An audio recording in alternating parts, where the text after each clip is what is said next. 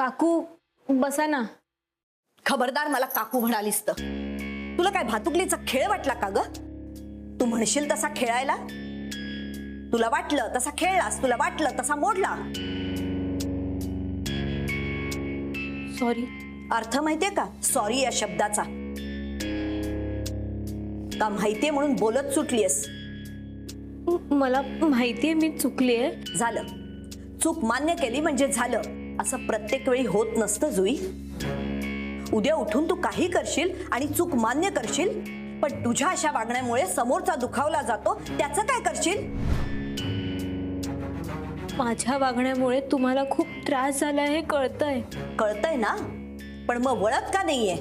सांग ना, काय गरज होती असं वागण्याची? गेल्या वेळी सुद्धा तू खोटं बोलली होतीस तेव्हा मला किती त्रास झाला होता माहितीये ना तुला? हो मला माहितीये. पण काय उपयोग झाला? आताही तू तेच केलंस. सॉरी. तुम्ही काकू या सगळ्यात बाकी त्यांची काही चूक नाहीये. उगाच कोणाचीही बाजू घेऊ नकोस. मला सगळं कळलंय कुणी काय केलंय ते. अजून खोटं बोलू नकोस. तू अशी वागलीस आणि यात माझी स्वतःची मुलं सुद्धा सामील झाली. काकू हे सगळं त्यांनी माझ्यासाठी केलं. अगं करू देत ना जुई, पण एक खोटं लपवण्याकरता 1000 वेळा खोटं बोलावं लागतं. त्याचं काय? काय ना जुई, जो तुमच्यावर आंधळ्यासारखा विश्वास ठेवतो ना, त्याची तुम्ही खिल्ली उडवता, त्याच्या विश्वासाच्या चिंध्या करता. प्लीज मला माफ करा. माफी बद्दल तर तू बोलूच नकोस जुई. आणि ती मागावी असं वाटतं तुला? कसं आहे ना जुई, एखाद्याशी तुम्ही जेव्हा वारंवारपणे खोटं बोलत असता ना, तेव्हा तुम्ही त्याचा विश्वासघात करत असता. आणि विश्वास ही अशी चीज आहे ना, जी पैशांनी विकत घेता येत नाही. ती कमवावी लागते. आणि विश्वास कमवायला खूप वेळ लागतो. आणि गमवायला एक क्षणही पुरे असतो. आणि तो विश्वास तू गमावलायस जुई. तू, तुझ्या घरचे, आलाप आणि गंधार या सगळ्यांनी मिळून माझा विश्वासघात केलाय.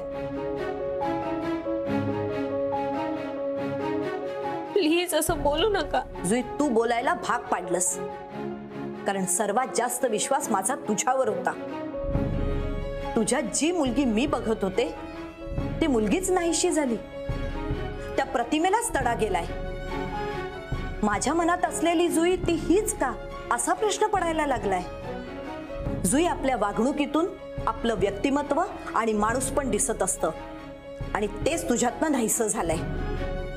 जुई याकरता तू एकटी जबाबदार आहेस असं मी नाही म्हणणार, पण किती झालं तरी पुढे माझ्या डोळ्यासमोर कोण असणार? ती जुई. आणि ती माझ्याशी कशी वागली हेच मला आठवणार. तुम्हाला खूप त्रास होतोय ना? त्रास आपल्या माणसांचा होतो. आपली जवळची माणसं जेव्हा चुकीचं वागतात ना तेव्हा होतो. पण तुम्ही आपलं म्हणण्यासारखं काही ठेवलंच नाही. मुळात आपलं म्हणण्यासाठी ना एक नातं असावं लागतं, आणि तेच नातं तुम्ही तयार होण्याआधीच मुळापासून नष्ट करताय. प्लीज नको बोलूस काही जुई. अगं ज्या नात्याची सुरुवात खोटं बोलण्याने होते त्या नात्याला मी का मान्यता देऊ?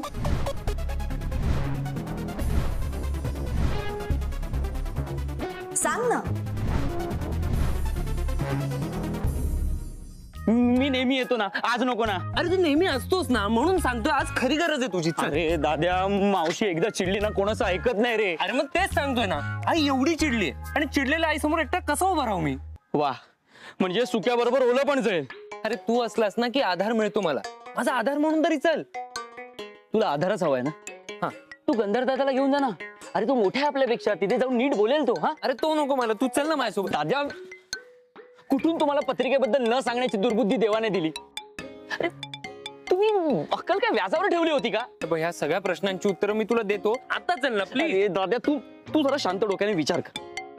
तिथे गेल्यावर मावशी तर बोली की तू इथे काय करतोस, तर काय बोलू? ना मी ती पत्रिका बनवली, ना मला त्या पत्रिकेबद्दल काही माहिती आहे, आणि नाही मी कोणापासून काही लपवलंय. मग माझ्या तिथे येण्याला काय अर्थ आहे? अरे अर्थ लावत बसायला वेळ नाही रे, तू चल. ए, दादा दादा दादा, माझ्या मनाची तयारी नाही. तू जा. तू नाही येणार आहेस? नाही. हे ठरलंय तुझं? हो. अरे प्लीज चल ना तरी. बघ माझ्या आणि जुईच्या नात्याचा प्रश्न आहे, ऍटलीस्ट ते वाचवण्यासाठी तरी चल प्लीज.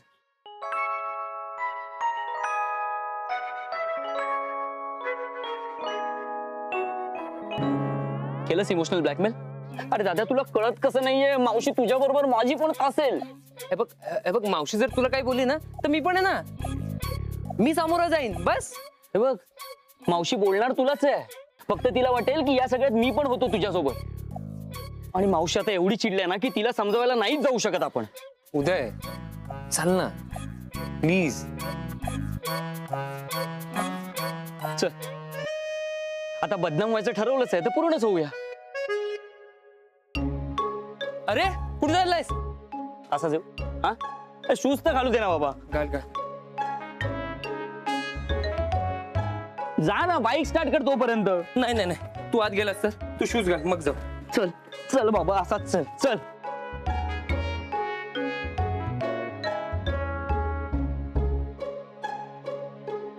मला माहितीये मी तुमच्या घरी येऊन जुईला खूप बोललीये,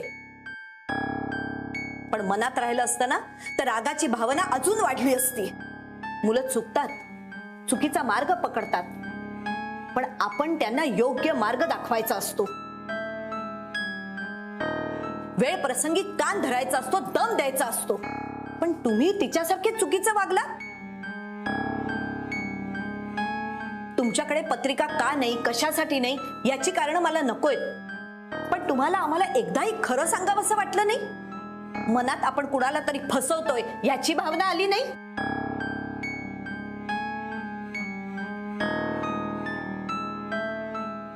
तुमच्या वागण्याचं मला कारणच कळत नाही. आम्ही असे वागलो याचं कारण माझी मुलगी आहे.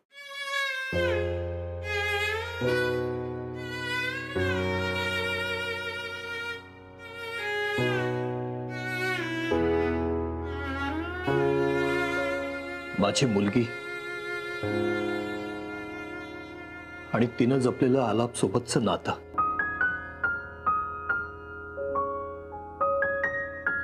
गेली 3 वर्ष आम्ही बघतोय. वहिनी ते मेड फॉर इच अदर म्हणतात ना, तसं आहे यांचं. म्हणजे हिचं काही बिनसलं असेल तर आलापला ते न सांगताही कळतं, आणि आलाप एखाद्या गोष्टीवरून नाराज असेल तर त्याचं कारण न बोलताही हिला कळतं. माझ्या मुलीच्या प्रत्येक विचारात आलाप आहे आणि आलापच्या प्रत्येक बोलण्यात जुई आहे. हिचं मन त्याच्या मनाचा विचार करतं, त्याचं मन हिच्या मनाचा विचार करतं. यांचं प्रेम दैवी आहे वगैरे मी नाही म्हणणार, पण यांचं प्रेम प्रामाणिक आहे, खरं आहे, रेअर आहे वहिनी, हे उत्कट आहे. माझ्या मुलीने जपलेलं हे प्रामाणिक नातं तिच्या आयुष्यातून हिरावून घेतलेलं बघता आलं नसतं मला.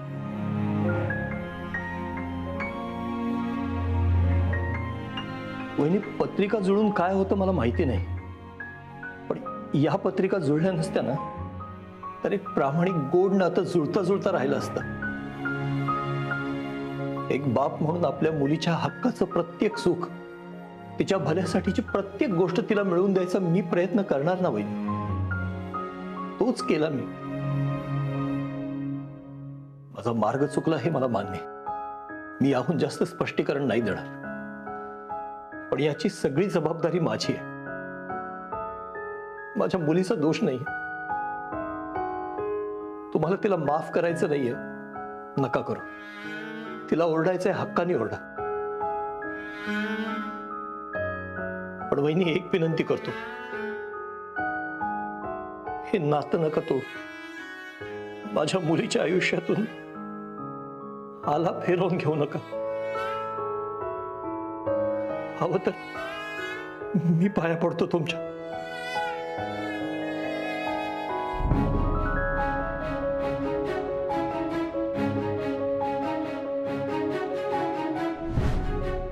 बाबा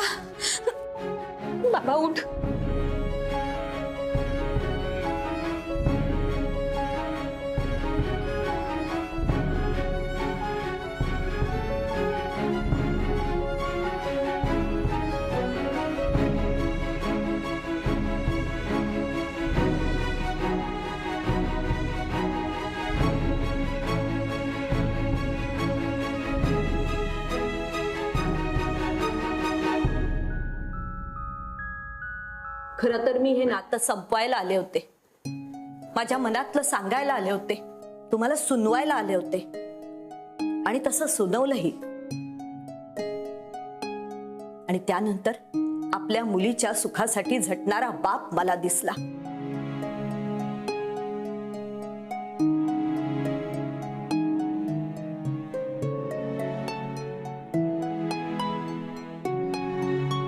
जुईचं आणि आलापचं नातं तुमच्यासाठी किती प्रामाणिक आहे, सच्च्या मनाचं आहे, ते मला दिसलं. मी तुमच्या संस्काराला नावं नाही ठेवणार, पण मला खोटेपणाची चीड आहे ते मी सांगायला आले होते. पण मुलीचं खरं नातं जपण्यासाठी खोटेपणाचा आधार घेणारा बाप मला दिसला. माणसाकडे प्रामाणिकपणा असावा, तो प्रामाणिकपणा तुम्हाला जुई आणि आलापच्या नात्यात दिसतो. आणि म्हणूनच कदाचित कोणाचीही पर्वा न करता तुम्ही माझी माफी मागितलीत. जुईबाळ, सॉरी. अगं आता काकू म्हणालीस तरी चालेल मला.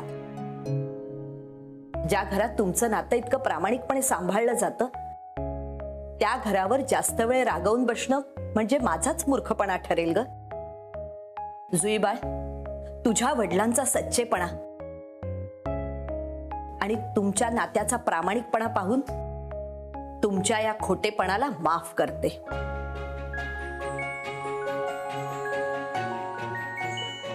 थँक्यू काकू.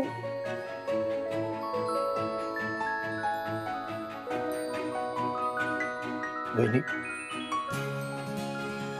तुमचे आभार कसे म्हणून मला कळत नाही. अहो, आभार नकोत. नसेल पत्रिका तर नाही म्हणून सांगा, पण खोटं बोलू नका. कारण खोटेपणा माणसाला संपवतो, त्यातल्या माणूसपणाला संपवतो. ही मुलगी सून म्हणून माझ्या घरात येणं हे खरंच माझ्या भाग्याचं आहे. मग या गोष्टीला पत्रिकेची गरज नाही.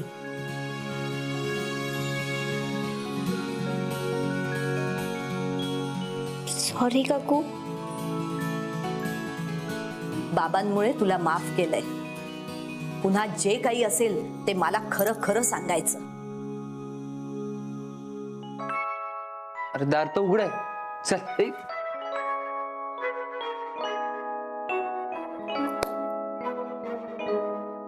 मावशी, मावशी, मावशी, मी चुकलो.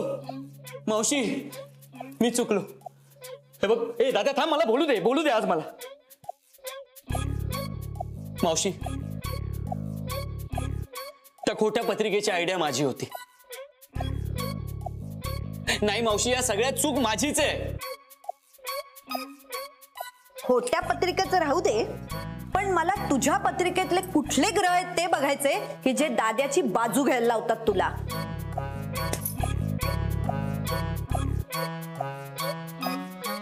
म्हणजे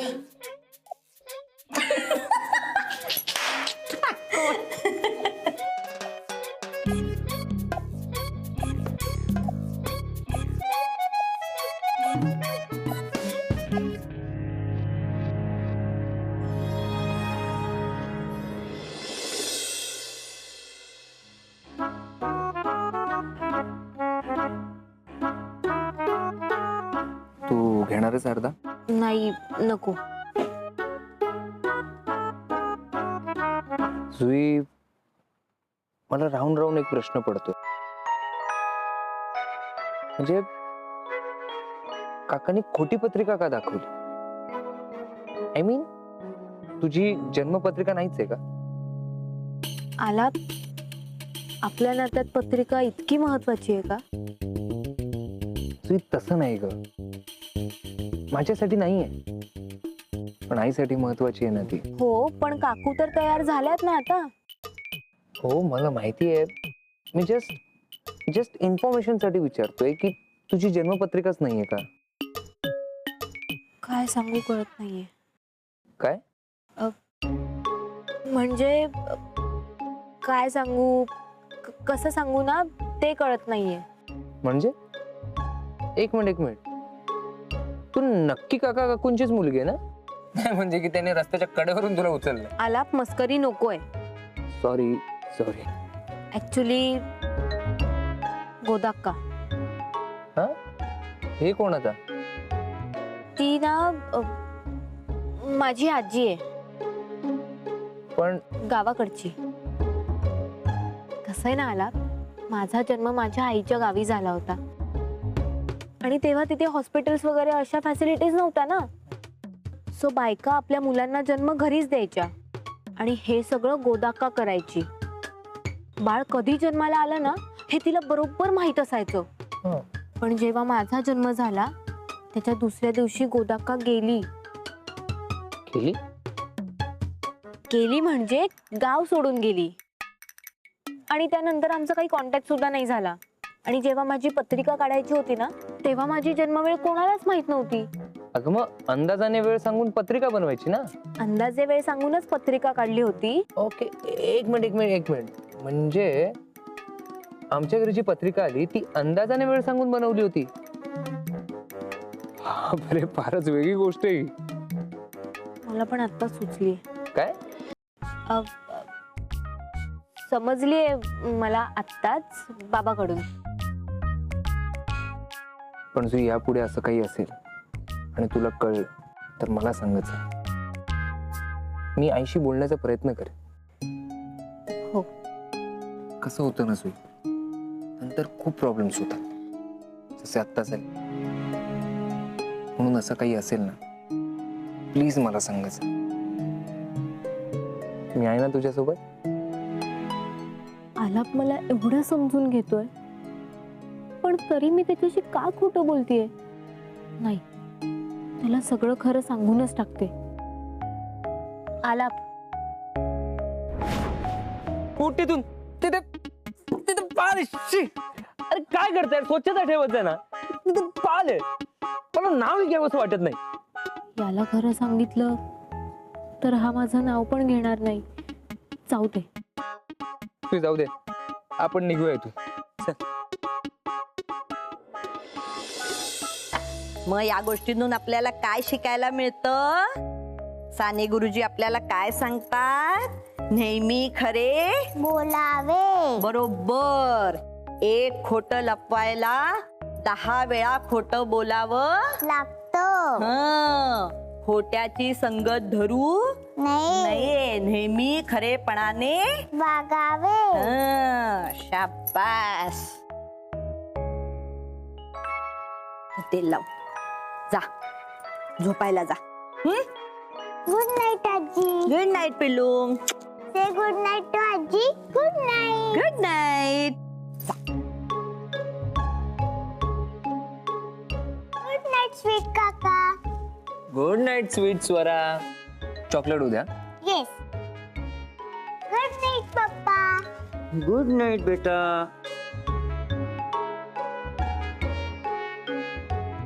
अगं बाई, हे कपडे इथेच आहेत. ही संध्या कपडे टाकून कुठे गेलीये? संध्या, ए संध्या.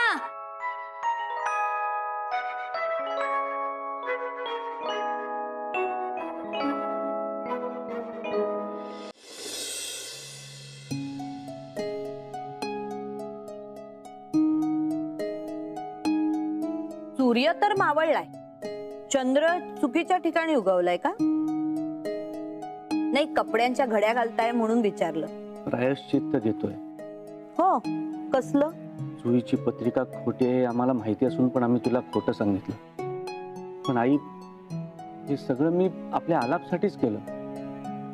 एक भाऊ आपल्या धाकट्या भावासाठी खोटं बोलला, जुईचे बाबा त्यांच्या मुलीसाठी खोटं बोलले. पण ह्या सगळ्यात आईला खरी गोष्ट सांगितली असती तर तिने समजून घेतलं असतं. हा विचार कोणाच्याच मनात आला नाही का रे? आई, हे सगळे कपडे उद्या मी स्वतः इस्त्री करून ठेवीन. मग तर माफ करशील? माफ केलंय म्हणून तर बोलतेय ना तुमच्याशी. आई, थँक्यू.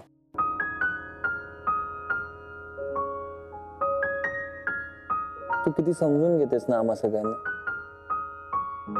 आई आहे ना, समजून घेणारच रे.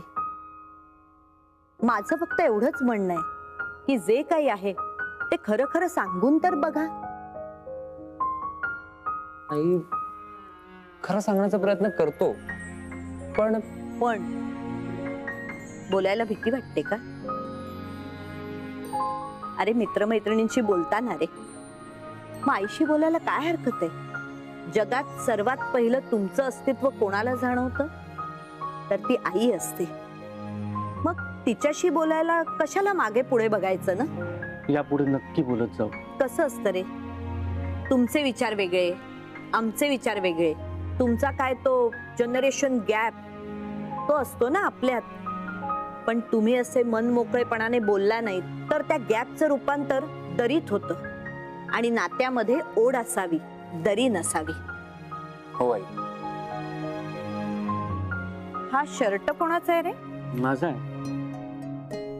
छान आहे ना, पांढरा शुभ्र आहे.